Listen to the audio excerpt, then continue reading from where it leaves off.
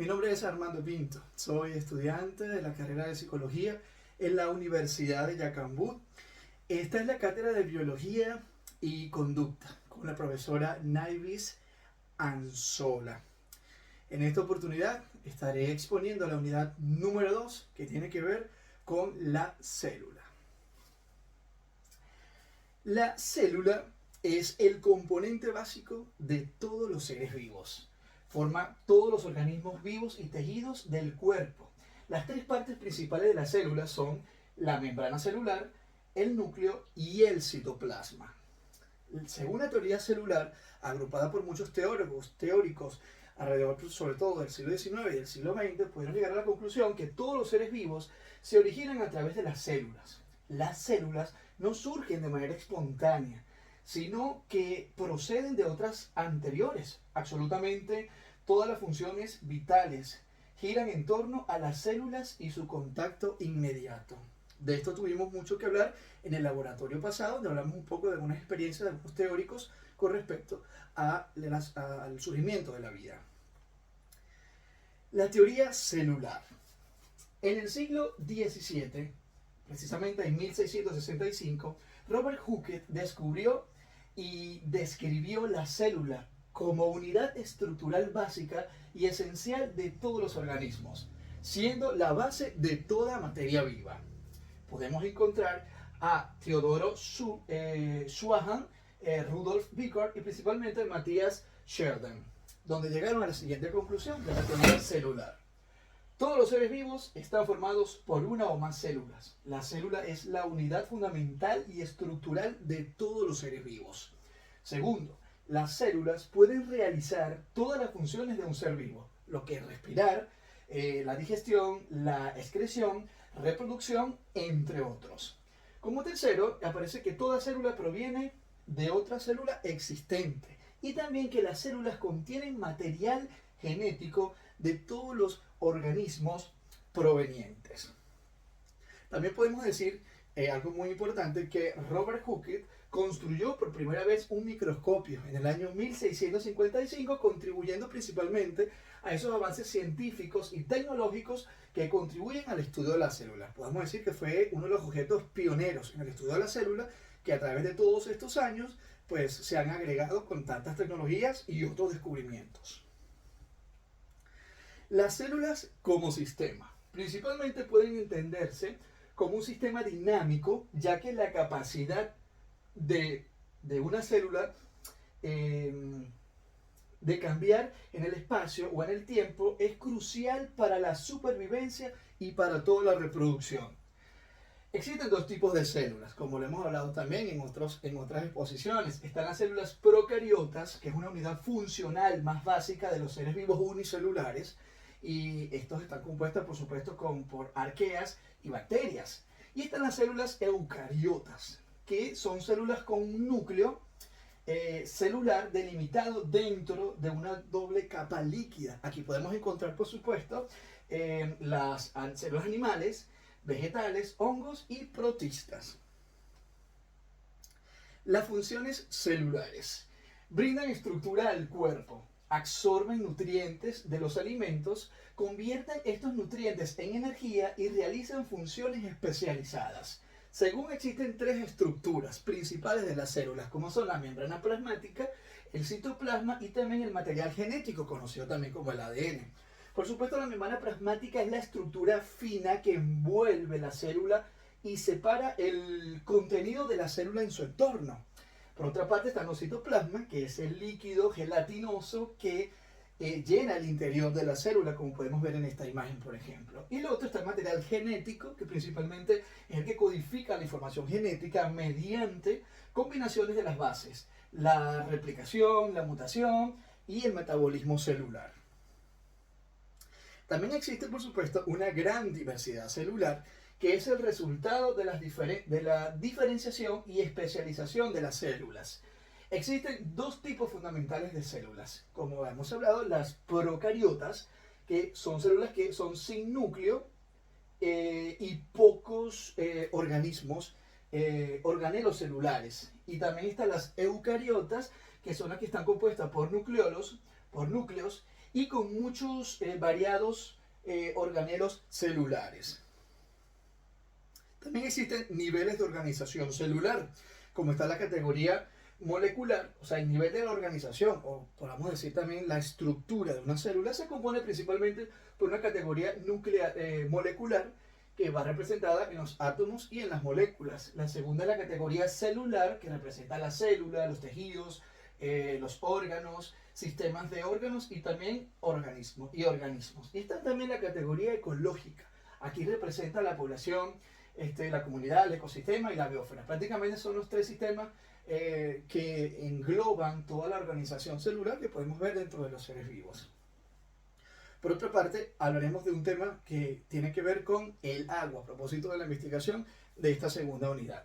Principalmente, el agua es una unidad líquida de provista, de olor, de sabor, de color, que existe en estados más o menos puros en la naturaleza y cubren un porcentaje importante, hasta el 71% de la superficie de nuestra Tierra. Está compuesta de un átomo de oxígeno y dos de hidrógeno, conocido también como H2O. Siguiendo con el tema del agua, vamos a hablar con los electrolitos. Los electrolitos son esos materiales presentes en la sangre y otros líquidos corporales que llevan a una carga eléctrica. Y los electrolitos también equilibran la cantidad de agua que hay en nuestro cuerpo. Continuamos con el agua en el organismo. El agua en el organismo es la parte más grande de nuestro sistema sanguíneo y linfático, transportando alimento y oxígeno a las células y desechando intrusos y también desperdicios. El agua corporal se distribuye en dos compartimientos principales, como son los líquidos intercelulares y el líquido extracelular. Seguimos hablando un poco como esta composición, lo que es el átomo, la molécula y la materia. Aquí podemos hablar que el átomo está compuesto por un protón, por un neutrón y un electrón. La molécula está compuesta por un átomo de hidrógeno y está compuesta por un átomo de oxígeno, la molécula, y el agua principalmente.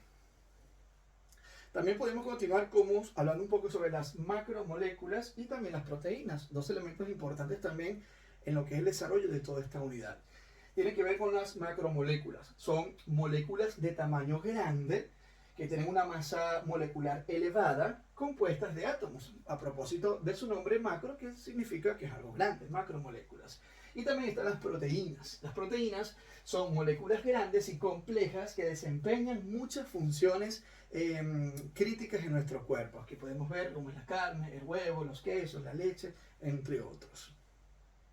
Por supuesto, las proteínas de nuestro cuerpo tienen un gran funcionamiento. Principalmente la proteína tiene una función estructural de colágeno, tiene una función de movimiento activa, tiene una función hormonal, como es la hormona del crecimiento, también tiene que ver con la función digestiva, las enzimas digestivas, el transporte de nutrientes, como es la hemoglobina, y también la función inmune, como son las células defensivas. Por otra parte, existen diferentes tipos de proteínas.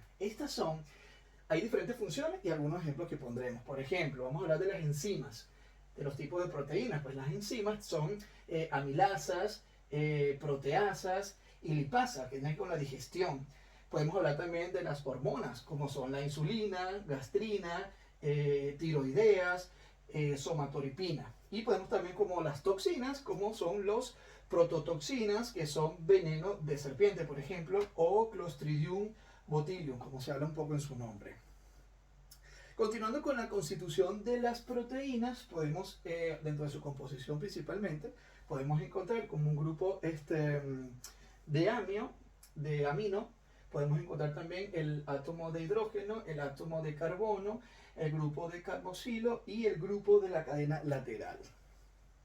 Continuamos con dos conceptos también que se suman a toda esta investigación, que tienen que ver con el enlace peptídico y el enlace polipeptídico.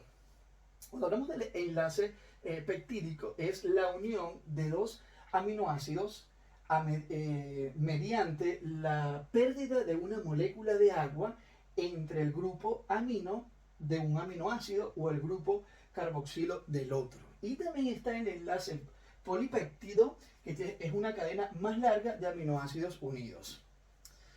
Seguimos con algunos personajes que también contribuyeron en el desarrollo de este trabajo, como es Frederick Sanger, conocido también porque pasará a la historia como el investigador que descubrió la secuencia de la insulina y colaborador en la secuencia base del ADN. Fue considerado Premio Nobel de Química y cuarta persona en recibir 2 premios Nobel. A él se debe, por supuesto, toda la investigación de la insulina, hoy en nuestros días tan necesaria para muchos pacientes.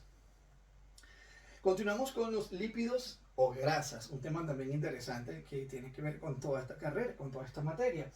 Los lípidos o grasas son sustancias insolubles en agua, pero solubles en solventes orgánicos, que incluyen los triglicéridos, comúnmente llamados grasas, fosfolípidos o esteroles.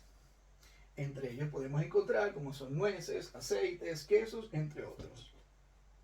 Entonces tenemos la función de los lípidos en el organismo, la función de la grasa en nuestro organismo. Es una gran reserva energética. ¿Por qué? Porque ahí conseguimos lo que son los triglicéridos o triaciglicéridos. Son la forma de almacenar energía más importante de la mayoría de nuestro organismo. También está la función estructural que tiene que ver con los fosfolípidos y el colesterol, arquitectos de la membrana plasmática. También están las funciones endocrinas que tienen que ver con muchos esteroides, actúan como hormonas, los mensajeros del organismo. Y también está la termorregulación, que es la protección contra el frío, los triglicéridos del tejido adiposo blanco actúan como aislantes y los del tejido adiposo marrón como combustibles de una bomba de calor. Estos, por supuesto, son las funciones principales de los lípidos en nuestro organismo. También están los fosfolípidos. Esto tiene que ver con grasas que constituyen la membrana celular. Estamos hablando de los fosfolípidos. Están formados por una molécula de glicerol, 2 aminoácidos grasos, ácido fosfórico y un alcohol nitrogenado. Ahora vamos a ver un poco sobre son los glicolípidos y el colesterol.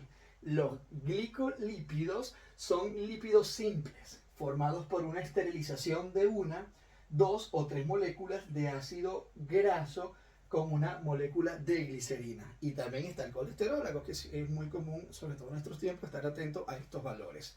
El colesterol es esa sustancia cerosa y parecida a la grasa que se encuentra en todas las células de nuestro organismo. Y evidentemente nuestra alimentación y nuestras condiciones físicas y de vida son las que permiten que los niveles de colesterol puedan ser elevados o no, depende de nuestra alimentación y de nuestros hábitos, tanto alimenticios o de salud, o de condición física también.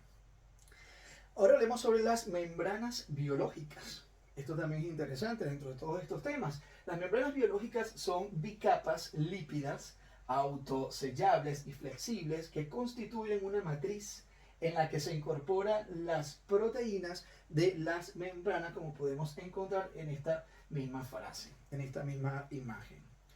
Por otra parte encontramos las membranas biológicas, hacer un poco más contexto a esta analogía, que está compuesta por supuesto por lípidos, proteínas, glicoproteínas y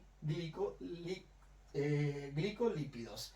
Aquí podemos encontrar esta membrana compuesta principalmente por una capa fosfolípida, que es esta, una proteína periférica, una proteína integrada y también las glicoproteínas. Continuamos, por supuesto, con algo muy interesante, que es estos dos actores, como fueron Gerald Nicholson y Jonathan Singer, propusieron el modelo de estructura membrana que sintetizaba las propiedades conocidas como la membrana biológica o membrana celular, como también lo hemos nombrado.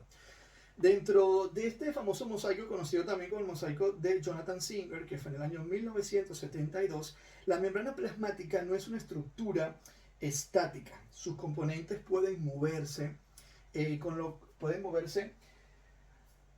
lo que proporciona una cierta fluidez. La fluidez es una característica importante de las membranas, que contienen 2 factores. Uno son la tecnología y otro son la naturaleza de los lípidos.